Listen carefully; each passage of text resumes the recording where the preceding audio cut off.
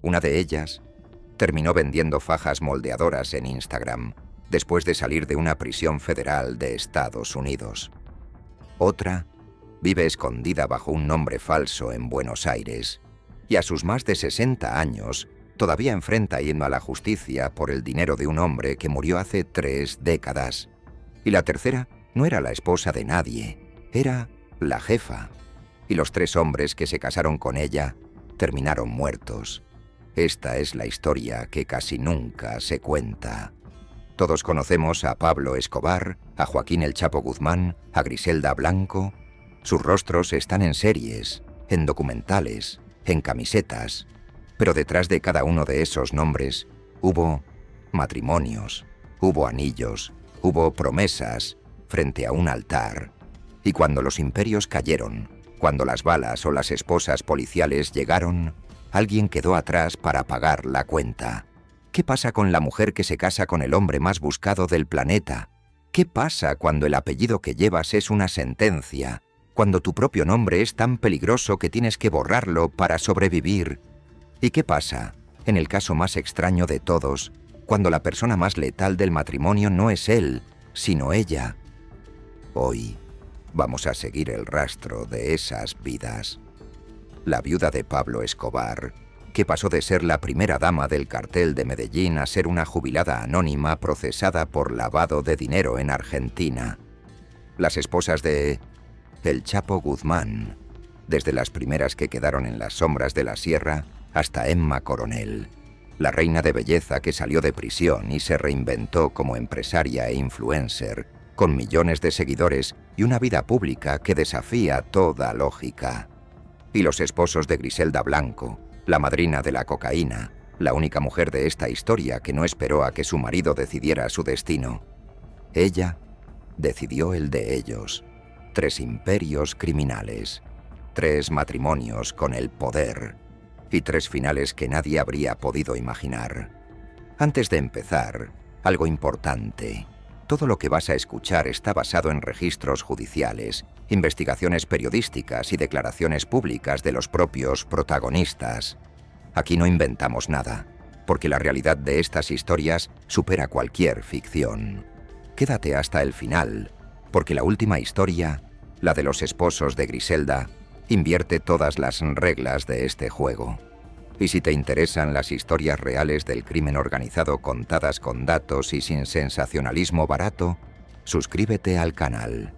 Comencemos. Palmira, Colombia, 29 de marzo de 1976. En la iglesia de la Trinidad, el mismo sacerdote que la había bautizado años atrás, casa a una adolescente llamada María Victoria Henao Vallejo. La familia de la novia no aprueba el matrimonio. El novio tiene 26 años, 11 más que ella, y una reputación que ya empieza a inquietar a los vecinos de Medellín. Se llama Pablo Emilio Escobar Gaviria. Victoria, a quien todos llamarían Tata, había conocido a Pablo cuando tenía apenas 13 años.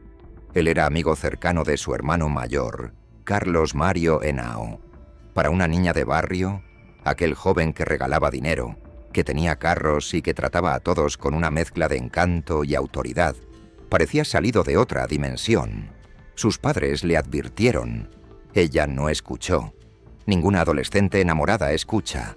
Lo que Tata no sabía, o lo que prefirió no saber durante años, era a qué se dedicaba exactamente su esposo.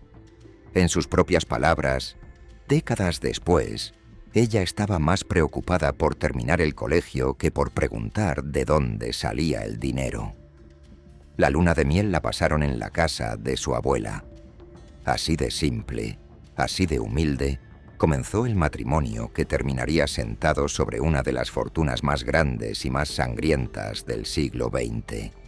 Durante los años siguientes, mientras Pablo Escobar construía el cartel de Medellín y se convertía en el criminal más rico de la historia, Tata vivió una doble vida que no había elegido del todo. Por un lado, las mansiones, la hacienda Nápoles con sus hipopótamos y sus jirafas, los aviones privados, el arte europeo colgado en las paredes. Por el otro, las ausencias de su esposo, las amantes que él nunca se molestó demasiado en ocultar, y un miedo que crecía año tras año, atentado tras atentado. Porque ser la esposa de Pablo Escobar no era un privilegio, era un blanco pintado en la espalda. En 1988, un carro bomba del cartel de Cali destruyó el edificio Mónaco de Medellín, donde dormía la familia Escobar. Tata y sus 2 hijos, Juan Pablo y Manuela, sobrevivieron de milagro. Manuela, que era apenas una bebé, sufrió daños en el oído por la explosión. A partir de ese momento, la vida de la familia se convirtió en una fuga permanente. Caletas, escondites, mudanzas nocturnas, meses enteros sin ver la luz del día. Mientras el mundo veía a Pablo Escobar como el hombre que desafiaba a un Estado, su esposa criaba a 2 niños en cuartos cerrados, enseñándoles a no asomarse a las ventanas. Y sin embargo, ella nunca lo abandonó. Esa es una de las preguntas más incómodas de esta historia, y la propia Tata tardó 25 años en responderla públicamente. Cuando finalmente lo hizo, en su libro de memorias publicado en 2018, la respuesta fue más oscura de lo que nadie esperaba. Tata reveló que su matrimonio estuvo marcado por el abuso, que Pablo la sometió desde que era una niña, y que a los 14 años él mismo la llevó a practicarse un aborto. La mujer que el mundo veía como la esposa leal del patrón se describió a sí misma como una víctima más, atrapada en una jaula de oro de la que no existía puerta de salida, porque a Pablo Escobar no se le pedía el divorcio. El 2 de diciembre de 1993, un disparo en un tejado de Medellín lo cambió todo. Pablo Escobar estaba muerto, y su viuda de 33 años quedó sola con 2 hijos, un apellido maldito y una lista de enemigos que incluía al cartel de Cali, a los Pepes y a medio país. Los hombres que habían jurado destruir a Escobar ahora miraban a su familia. Tata tuvo que sentarse a negociar su propia supervivencia frente a los capos que habían cazado a su esposo. Entregó propiedades, entregó dinero, entregó todo lo que pudo a cambio de una sola cosa: que dejaran vivir a sus hijos. Imagina esa escena por un momento, porque pocas veces en la historia del crimen se ha visto algo así. Una viuda de 33 años, sin ejército, sin sicarios, sin su esposo, entrando a reuniones con los hombres del cartel de Cali, los mismos que habían financiado la cacería de Pablo. Según relató años después su propio hijo, la familia tuvo que comparecer ante una cumbre de capos para suplicar por sus vidas. Tata habló. Reconoció el dolor que la guerra de su esposo había causado. Ofreció lo que quedaba del patrimonio, y los hombres que habían puesto precio a la cabeza de cada Escobar aceptaron el trato, con una condición implícita que la familia entendió perfectamente: desaparezcan del país, de la vida pública, del apellido. Y eso intentaron. Colombia les cerró las puertas. Ningún país quería recibirlos. Pidieron refugio en varias naciones y las respuestas fueron negativas, porque ningún gobierno quería cargar con el apellido Escobar. La familia vagó por África y Brasil, buscando un lugar donde nadie los conociera, viviendo de hotel en hotel con lo que podían cargar, hasta que a finales de 1994 encontraron un destino improbable: Argentina. Llegaron con identidades nuevas, elegidas casi al azar de una guía telefónica. María Victoria Henao se convirtió en María Isabel Santos Caballero. Juan Pablo pasó a llamarse Juan Sebastián Marroquín. La pequeña Manuela se transformó en Juana Manuela Marroquín Santos. Y durante 5 años funcionó. En Buenos Aires, la viuda del narcotraficante más famoso del planeta era simplemente una señora colombiana más. Su hija iba al colegio en el transporte escolar. Su hijo estudiaba diseño industrial. Años después, Tata resumiría esa época con una frase demoledora: fuimos muy felices siendo nadie. Pero el pasado de Pablo Escobar no conocía fronteras. En noviembre de 1999, la policía argentina la detuvo. La acusación: lavado de dinero proveniente del narcotráfico. La mujer que había cruzado medio mundo para borrar su nombre apareció esposada en todos los noticieros, y Argentina descubrió que la viuda del patrón llevaba años viviendo en un departamento del barrio de Núñez. Tata pasó 1 año y medio en prisión preventiva. En abril de 2001 recuperó la libertad, cuando la fiscalía reconsideró los cargos en su contra, y el caso terminó desinflándose con el tiempo. Podríame haber sido el final de sus problemas legales. No lo fue. En 2016, una nota de la DEA encendió una nueva investigación en Argentina. Esta vez, el nombre en el centro del expediente era José Piedrahíta Ceballos, un narcotraficante colombiano vinculado a carteles de Colombia y México. Según la justicia argentina, la viuda y el hijo de Escobar habrían actuado como el puente entre Piedrahíta y empresarios argentinos, presentando a las partes para que millones de dólares de origen sospechoso se invirtieran en negocios inmobiliarios, espectáculos de tango y hasta un café emblemático de Buenos Aires. Los investigadores afirmaron que los Escobar cobraron una comisión de 4.5% por cada dólar invertido. En el mismo expediente apareció procesado un exfutbolista de Boca Juniors, el colombiano Mauricio Chicho Serna. Tata y su hijo negaron todo. Sostuvieron, como lo han hecho durante 30 años, que nunca heredaron la fortuna de Pablo, que esa montaña de dinero se la repartieron los enemigos del patrón y el propio Estado. Pero el juez federal de Morón ordenó que el caso fuera a juicio oral y público.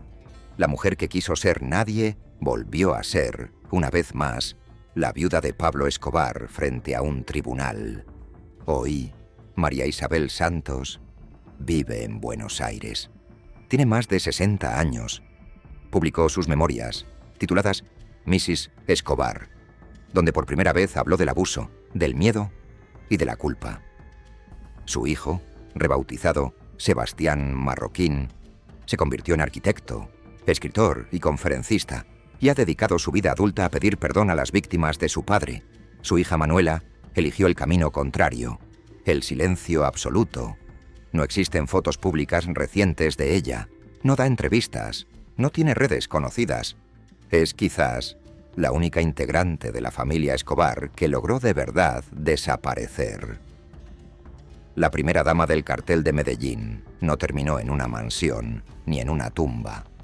Terminó en algo mucho más extraño. Una vida común y corriente, vigilada para siempre por la sombra de un apellido que ya no usa, esperando que la justicia decida, 3 décadas después de la muerte de su esposo, si el dinero de Pablo Escobar la sigue persiguiendo o no. Pero si la historia de Tata es la de una mujer que quiso borrarse del mapa, la siguiente es exactamente lo contrario.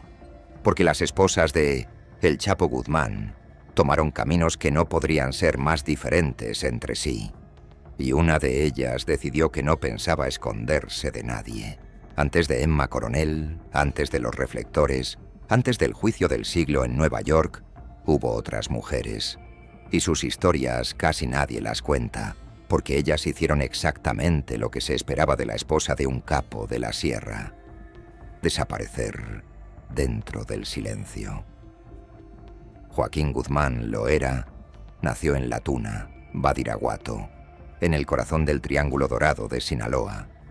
Y fue allí, en ese mundo de rancherías y cultivos de amapola, donde en 1977 se casó con su primera esposa, Alejandrina María Salazar Hernández.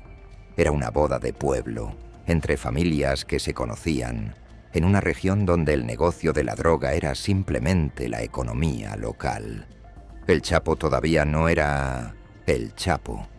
Era un joven ambicioso que trabajaba para la organización de Guadalajara, moviendo cargamentos y aprendiendo el oficio. Con Alejandrina tuvo varios hijos, y 2 de esos nombres hoy los conoce todo el mundo: Iván Archibaldo y Jesús Alfredo Guzmán Salazar, los futuros chapitos, los niños que crecieron viendo a su padre convertirse en leyenda y que heredarían, décadas después, la fracción más violenta del cartel de Sinaloa. ¿Y Alejandrina? Alejandrina se quedó en Sinaloa, sin juicios, sin cámaras, sin declaraciones. Crió a sus hijos, mantuvo la casa y desapareció de la narrativa pública casi por completo. Hasta el día de hoy, es un fantasma en la historia del Chapo.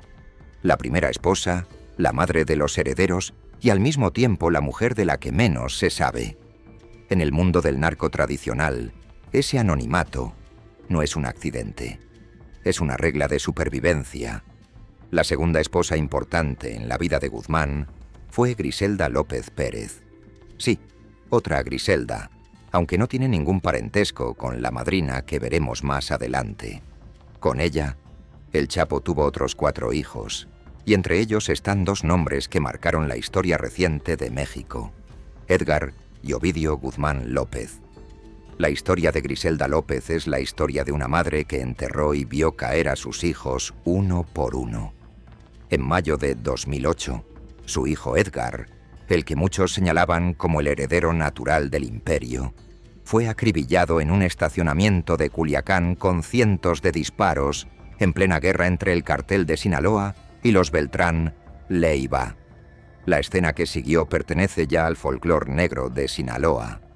Se cuenta que en los días posteriores al asesinato, las rosas rojas prácticamente desaparecieron de las florerías de Culiacán, compradas por decenas de miles para cubrir el altar del hijo caído del patrón. El Chapo, dicen quienes lo conocieron, nunca volvió a ser el mismo, y la guerra que siguió a esa muerte dejó miles de cuerpos en el noroeste de México. Todo eso lo cargó una madre de la que no existe casi ni una fotografía pública. 11 años después, en octubre de 2019, otro hijo de Griselda, Ovidio, fue capturado por el ejército mexicano en Culiacán. Y el cartel respondió con tanta violencia, bloqueando la ciudad entera con camiones incendiados y ametralladoras calibre 50, que el gobierno tomó una decisión sin precedentes. Lo soltó. El mundo entero conoció ese día como el Culiacanazo. Ovidio fue recapturado en enero de 2023, en un operativo que costó 29 vidas, extraditado a Estados Unidos y terminó declarándose culpable ante la justicia estadounidense, convirtiéndose en el primer hijo del Chapo en cooperar formalmente con el gobierno americano. Un pacto que en el Código Antiguo de la Sierra tiene un solo nombre y que abrió una grieta definitiva dentro de la familia. Griselda López, mientras tanto, fue detenida brevemente en 2010 durante un operativo en Culiacán y liberada poco después. Estados Unidos la incluyó en sus listas de sanciones por presuntamente manejar activos de la organización. Pero nunca enfrentó un gran juicio, nunca dio una entrevista, nunca buscó una cámara. Igual que Alejandrina, eligió la invisibilidad. Y aquí hay que detenerse un momento, porque este contraste es el corazón de esta historia. Las esposas sinaloenses del Chapo siguieron el manual clásico: silencio, discreción, lealtad al clan. Sus hijos se convirtieron en los protagonistas, ellas en sombras. Iván Archibaldo y Alfredo, los hijos de Alejandrina, lideraron a los Chapitos y protagonizaron en julio de 2024 uno de los episodios más increíbles de la historia del narco: la entrega de Ismael El Mayo Zambada, el cofundador del cartel, secuestrado y llevado en avioneta a Estados Unidos por Joaquín Guzmán López, otro de los hijos de Griselda. Una traición que encendió una guerra civil dentro del cartel de Sinaloa que sigue ardiendo hasta hoy. Hubo también una hija que rompió parcialmente el molde: Alejandrina Giselle Guzmán, quien intentó construir un imperio comercial legal registrando la marca El Chapo 701, vendiendo ropa y souvenirs con el nombre de su padre, convirtiendo el apellido en mercancía. Pero ninguna de estas mujeres, ni las esposas ni las hijas, preparó al mundo para lo que venía después.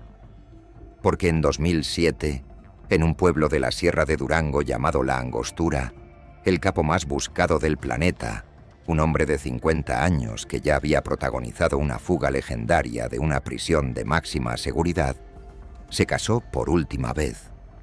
La novia cumplía 18 años ese mismo día. Era una reina de belleza local, y su nombre era Emma Coronel Aispuro. Para entender a Emma Coronel, hay que empezar por un dato que sorprende a casi todos. Emma no nació en México. Nació el 2 de julio de 1989 en California, Estados Unidos, lo que la convirtió en ciudadana americana desde la cuna. Su familia regresó pronto a México, a una ranchería del municipio de Canelas, Durango, en plena sierra. Y su padre, Inés Coronel Barreras, no era un ranchero cualquiera. Era un operador del cartel de Sinaloa, un hombre del Círculo del Chapo. Emma creció, según sus propias palabras, en un mundo donde cultivar amapola era un trabajo como cualquier otro y donde el gobierno era el enemigo del que todos se cuidaban. Esa era su normalidad. Así que cuando en 2006 apareció en su vida Joaquín Guzmán, lo era, el hombre más poderoso de esa sierra. La historia siguió un guión casi feudal. En enero de 2007, Emma ganó el certamen de belleza de la Feria del Café y la Guayaba en Canelas. La leyenda cuenta que el Chapo inclinó la balanza del concurso, que llegó a la fiesta con un ejército de hombres armados y una banda tocando, y que aquel baile fue en realidad una declaración pública. Esta mujer será mi esposa. Las crónicas de la época describen la escena con detalles de película. El día de la coronación, decenas de hombres armados con rifles de asalto aterrizaron en avionetas y tomaron posiciones alrededor del pueblo, no para atacar, sino para custodiar el baile del patrón con la reina. Nadie en Canelas llamó a las autoridades. ¿A cuáles? En esa sierra, la autoridad era él. 6 meses después, el 2 de julio de 2007, el día exacto en que Emma cumplía 18 años, se casaron en La Angostura. Él tenía 50. Ella acababa de dejar de ser menor de edad, literalmente ese mismo día. Se dice que entre los invitados y protectores de aquella boda circularon nombres de la cúpula completa del narco mexicano, y que el ejército llegó al pueblo al día siguiente, cuando la fiesta ya había terminado y los novios se habían esfumado en la sierra. Con los años, ese matrimonio produciría además una alianza de sangre entre 2 familias del negocio. El padre de Emma, Inés Coronel, terminaría detenido en 2013, presentado ante las cámaras como operador de cultivos y cruces de droga hacia Arizona al servicio de su yerno. Durante los años siguientes, Emma vivió la vida partida en 2 de toda esposa de capo. Temporadas escondida en la sierra con su esposo fugitivo y temporadas en la ciudad, embarazos, médicos. En agosto de 2011 dio a luz en un hospital de Los Ángeles, California, a 2 gemelas, María Joaquina Yemali Guadalupe. Las niñas nacieron en suelo americano, como su madre, y en el acta de nacimiento el espacio del padre quedó en blanco. El padre era el hombre más buscado del hemisferio. La captura definitiva del Chapo en enero de 2016, tras la famosa entrevista con Sean Penn y la actriz Kate del Castillo, cambió el destino de Emma, y su extradición a Estados Unidos en 2017 la puso frente a una decisión que ninguna otra esposa de capo había enfrentado así: esconderse, como Alejandrina y Griselda López, o dar la cara. Emma eligió dar la cara. Y no solo eso, eligió los reflectores. Durante el juicio del Chapo en Nueva York, entre 2018 y 2019, Emma Coronel se convirtió en un personaje mediático mundial. Llegaba cada día a la Corte Federal de Brooklyn impecable, vestida de diseñador, saludando a su esposo con gestos coordinados. Un día llegó vestida igual que él, en una escena que dio la vuelta al mundo. La prensa americana la bautizó como la Kardashian de Sinaloa. Mientras los testigos describían túneles, sobornos y asesinatos, ella sonreía a las cámaras. Incluso cuando una examante del Chapo testificó entre lágrimas, Emma permaneció imperturbable y al día siguiente, ella y su esposo aparecieron en la corte con chaquetas de terciopelo idénticas, en un gesto que los analistas leyeron como un mensaje. Aquí, la esposa soy yo. El Chapo fue condenado a cadena perpetua más 30 años y enterrado en vida en ADX Florence, la prisión más segura del planeta, en Colorado. Y durante 2 años, pareció que Emma simplemente seguiría su vida entre Culiacán y Estados Unidos, criando a las gemelas, hasta el 22 de febrero de 2021. Ese día, Emma Coronel aterrizó en el Aeropuerto Internacional de Dulles, en Virginia, y agentes federales la estaban esperando.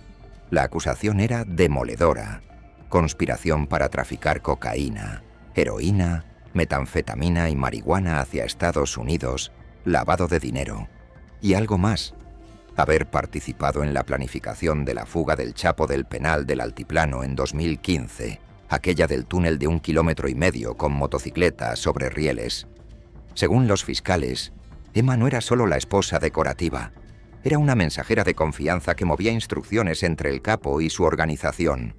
En junio de 2021, Emma se declaró culpable de los 3 cargos. En noviembre, la jueza la sentenció a 3 años de prisión. Una condena sorprendentemente baja que los fiscales justificaron por su papel menor y su cooperación mínima con el aparato del cartel. Hubo un detalle de aquella audiencia que recorrió el mundo. Antes de escuchar su sentencia, Emma pidió la palabra y le habló directamente a la jueza para expresar arrepentimiento y suplicar, por sus hijas, una oportunidad de rehacer su vida. La mujer que había posado imperturbable ante las cámaras del juicio de su esposo apareció, por primera vez, quebrada. Cumplió su tiempo en una prisión federal de Texas, donde, según los reportes de su defensa, trabajó en la cocina y mantuvo una conducta impecable. Y el 13 de septiembre de 2023, tras poco más de 2 años y medio y una reducción por buen comportamiento, salió en libertad supervisada. Tenía 34 años, 2 hijas preadolescentes que la esperaban y una decisión que tomar. Había cumplido su deuda con la justicia, pero el mundo jamás le permitiría un anonimato como el de Alejandrina o el de la madre de Ovidio. Su rostro era demasiado conocido, su apellido de casada demasiado pesado. Así que Emma hizo el cálculo inverso al de todas las demás. Si la visibilidad era inevitable, entonces la visibilidad sería el negocio. Y aquí es donde la historia de Emma Coronel se vuelve única en los anales del narco, porque lo que hizo después no lo había hecho nadie. En agosto de 2024, reapareció públicamente como modelo en el video musical La Señora, interpretado nada menos que por Mariel Colón, la abogada del propio Chapo, que además de litigar, canta. Meses después, desfiló en la Semana de la Moda de Milán para la diseñadora April Black Diamond. Abrió sus redes sociales y acumuló cientos de miles de seguidores entre Instagram y TikTok. Lanzó su marca personal de bienestar, Cuerpo que Brilla, con una guía de entrenamiento digital que vende por unos $6. En marzo de 2025 presentó una marca de fajas moldeadoras en colaboración con una influencer mexicana.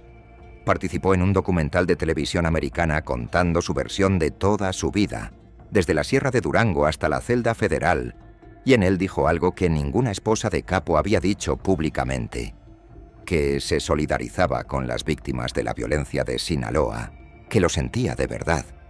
Hoy, en 2026, Emma Coronel tiene 36 años y vive en California con las gemelas, que ya son adolescentes de 14 años, estudiantes de cuadro de honor según los documentos de su defensa.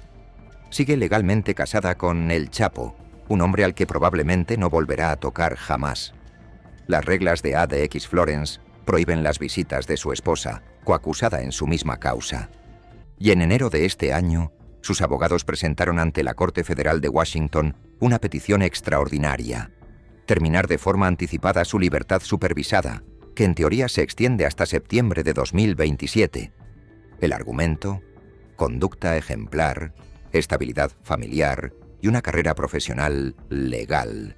que la supervisión judicial le impide expandir, porque sin permiso del juez no puede salir de California ni aceptar contratos internacionales. La División Antinarcóticos del Departamento de Justicia no se opuso. La Oficina de Libertad Condicional, sí. La decisión quedó en manos del juez. Piensa en el arco completo de esta mujer. Niña de la sierra, reina de belleza a los 17, esposa del capo más buscado del mundo a los 18, celebridad judicial a los 29, presa federal a los 31, influencer y empresaria a los 35. La esposa que no se escondió, la que convirtió el apellido más tóxico del narco en una marca personal. Para algunos, Emma es la prueba de que, en la era digital, hasta el narco se recicla en contenido. Para otros es simplemente una sobreviviente que juega las únicas cartas que le repartieron. Sea cual sea tu opinión, hay algo innegable. De todas las mujeres de esta historia, ella es la única que salió del imperio caminando hacia adelante, con el rostro descubierto y las cámaras siguiéndola. Pero ahora tenemos que hablar de la tercera historia. Y para eso, hay que invertir la pregunta completa. Porque hasta aquí hemos preguntado ¿qué pasó con las esposas de los narcos? La pregunta que sigue es otra. ¿Qué pasó con los esposos de la narca? ¿Qué pasaba cuando el capo de la casa era ella? Spoiler, nada bueno. Cartagena, Colombia, 1943. Nace una niña llamada Griselda Blanco Restrepo, que crecerá en los barrios duros de Medellín, en una pobreza tan brutal que, según las crónicas de la época, antes de cumplir 12 años, ya había participado en un secuestro infantil que terminó en tragedia. Esa niña se convertiría en la madrina, la reina de la cocaína, la mujer que enseñó al propio Pablo Escobar cómo se construía un imperio. Y a diferencia de Tata, de Alejandrina, de Griselda López o de Emma, ella nunca fue la esposa de un capo. Los capos fueron sus esposos, los tres, y ninguno sobrevivió a la experiencia. El primero se llamaba Carlos Trujillo. Griselda lo conoció siendo apenas una adolescente que se ganaba la vida en las calles de Medellín. Carlos era un falsificador de documentos, un delincuente de poca monta especializado en pasaportes y visas, y fue él quien le abrió a Griselda la puerta del negocio que definiría su primera etapa criminal. El tráfico de personas y papeles falsos entre Colombia y Estados Unidos. Con él tuvo 3 hijos: Dixon, Uber y Osvaldo. El matrimonio terminó en divorcio, y poco después Carlos Trujillo murió. La versión más repetida atribuye su muerte a una enfermedad hepática, pero en Medellín, desde entonces, circula otra versión, que la separación dejó cuentas pendientes, y que las cuentas pendientes con Griselda solo se saldaban de una manera. Nunca se probó nada. Con Griselda casi nunca se probaba nada. El segundo esposo fue el salto a las grandes ligas. Alberto Bravo era un contrabandista con contactos reales en el naciente negocio de la cocaína, y con él Griselda emigró a Nueva York a finales de los años 60. Juntos, construyeron algo visionario. Una de las primeras redes de importación de cocaína a gran escala de Estados Unidos, años antes de que el cartel de Medellín siquiera existiera. Griselda diseñaba lencería con compartimentos secretos para que mulas humanas cruzaran la droga por los aeropuertos. Para 1975, la pareja movía millones de dólares, y la Fiscalía Federal de Nueva York los acusó en el que entonces fue el caso de cocaína más grande de la historia americana. Griselda escapó a Colombia antes del arresto, y allí, en Bogotá, ocurrió la escena que definió su leyenda para siempre. Griselda citó a su esposo en el estacionamiento de un club nocturno. Había una disputa, millones de dólares del negocio que, según ella, Alberto no podía justificar. La discusión subió de tono. Ambos sacaron sus armas. Cuando terminó el tiroteo, Alberto Bravo estaba muerto en el suelo con un balazo, y Griselda, herida, salió caminando. Había matado a su propio esposo y socio, y con él se quedó con el negocio completo. El mundo de Lampa tomó nota y le puso el apodo que la acompañaría hasta la tumba: la Viuda Negra. El tercer esposo sabía todo esto, y aún así se casó con ella. Se llamaba Darío Sepúlveda. Era un pistolero de confianza en la organización de Griselda, y con él la madrina vivió su era dorada. El Miami de finales de los 70 y principios de los 80. La ciudad que sus guerras convirtieron en la capital mundial del crimen.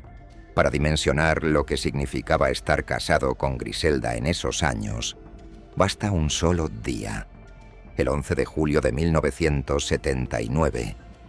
Esa tarde, dos hombres entraron a la licorería del centro comercial Dadeland, en pleno Miami, y abrieron fuego con subfusiles contra un traficante rival y su guardaespaldas, rociando de balas a clientes y empleados en el proceso. Afuera los esperaba una camioneta de reparto blindada por dentro y llena de armas, que la prensa bautizó como el carro de guerra. Fue la masacre que le presentó a Estados Unidos un concepto nuevo. La violencia del narco colombiano ya no ocurría en callejones oscuros, ocurría en el centro comercial donde compraba la clase media a plena luz del día. Detrás de aquel nuevo estilo de guerra, las autoridades señalaron a la organización de una mujer que casi ningún americano conocía todavía: Griselda Blanco. Las autoridades le atribuyen la orden de decenas de asesinatos en esos años de Miami. Algunos dicen que hasta 200, incluyendo un caso que horrorizó incluso a los criminales: la muerte de un niño de 2 años durante un atentado contra su padre, ordenado, según el sicario arrepentido que después la delató, porque el objetivo había faltado el respeto a uno de los hijos de la madrina.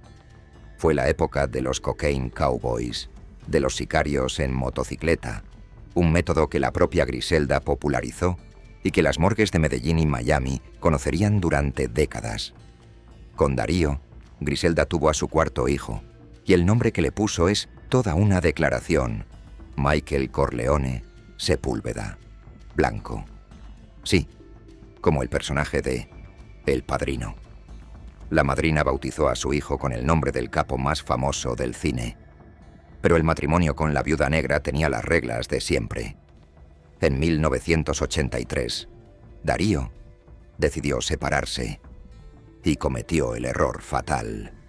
En la disputa por la custodia del pequeño Michael, se llevó al niño a Colombia sin el permiso de Griselda. La respuesta de la madrina fue quirúrgica. Meses después, en Colombia, hombres vestidos con uniformes de policía interceptaron el vehículo donde viajaban Darío y el niño. Frente a los ojos de Michael Corleone, de apenas 5 años, los falsos policías acribillaron a su padre. Griselda recuperó la custodia de su hijo con una llamada telefónica y una ráfaga de balas. 3 esposos, 3 muertos, y la única constante en pie era ella. El imperio, sin embargo, ya estaba en cuenta regresiva. En 1985, la DEA la capturó en una casa de California, donde vivía tranquilamente leyendo la Biblia, según describieron los agentes. Pasó casi 2 décadas en prisiones de Estados Unidos, primero por narcotráfico y luego por la acusación de 3 homicidios en Florida, que terminó en un acuerdo judicial polémico. Mientras estaba presa, la maldición que ella misma había sembrado alcanzó a su descendencia. Sus 3 hijos mayores, Dixon, Uber y Osvaldo, los hijos de Carlos Trujillo, fueron asesinados en Colombia uno tras otro. La violencia que la madrina había exportado al mundo volvió por sus propios hijos. En 2004, Estados Unidos la deportó a Colombia. Y allí, la mujer más letal de la historia del narcotráfico se convirtió en una abuela de barrio en Medellín. Envejeció en una discreción casi total durante 8 años, hasta el 3 de septiembre de 2012. Ese día, Griselda Blanco, de 69 años, salió de una carnicería en el barrio Belén de Medellín, con carne para el almuerzo en las manos. Una motocicleta se detuvo a su lado. El parrillero desenfundó y le disparó 2 veces. La inventora del sicariato en moto murió en la acera ejecutada con el método exacto que ella le había enseñado al mundo 40 años antes. Si un guionista escribiera ese final, lo acusarían de exagerado. ¿Y qué quedó de su descendencia? Michael Corleone, Sepúlveda, el niño que vio morir a su padre, sobrevivió a todo, a la orfandad, a la cárcel de su madre, a 2 atentados en su contra. Hoy es un hombre adulto que vive en Estados Unidos, alejado del crimen según su propia versión, convertido en empresario del apellido. Entrevistas, ropa, proyectos de televisión sobre la vida de su madre.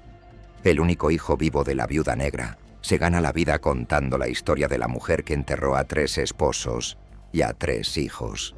Pongamos las 3 historias una al lado de la otra, porque es ahí donde aparece la verdadera lección.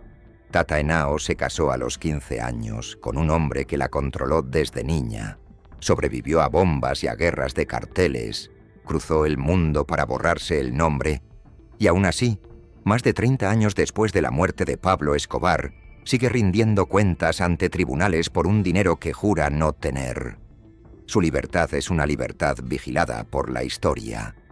Las primeras esposas del Chapo eligieron la invisibilidad total, el manual antiguo de la sierra, silencio, casa y clan.